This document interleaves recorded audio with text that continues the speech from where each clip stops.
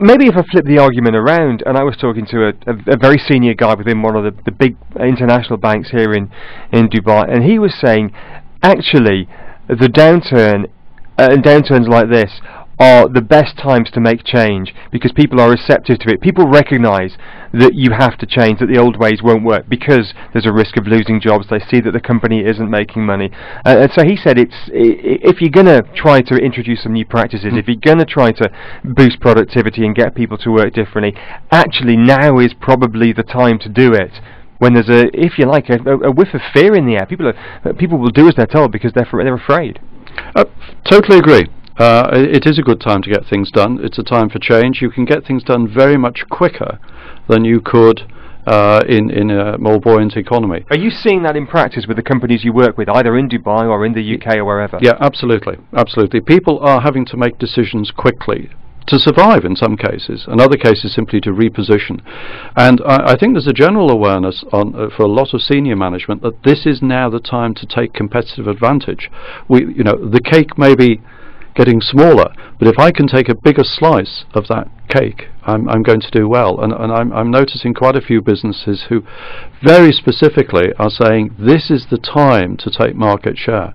To take another 2% market share in a time of radical change is much easier than taking 2% when everyone is doing well. Are you having those conversations with chief executives in this part of the world? Yes. And they're telling you not only that they're going to do it, how they're going to do it? Yes, and in fact we had a great presentation on that subject today by a chief executive of a very well-known business here.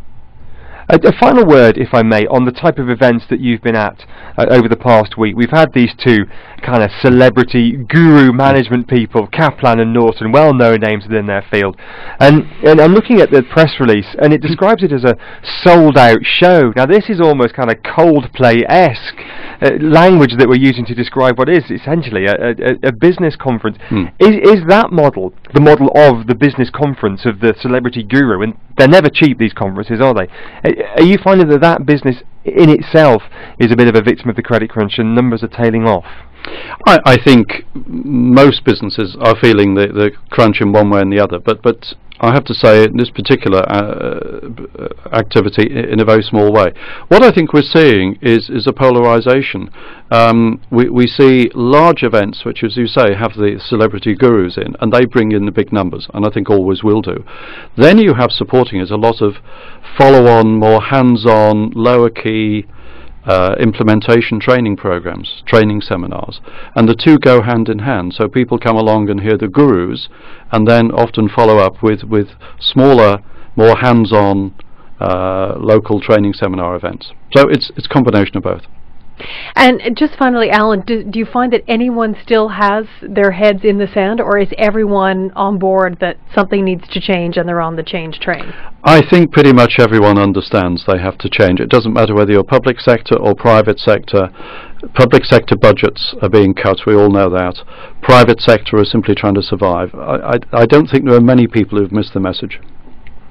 Alan, many thanks for your time this evening. Great talking to you. Alan Fell, independent trainer and consultant. Thanks for joining us on The Business Tonight. Thank you, my pleasure.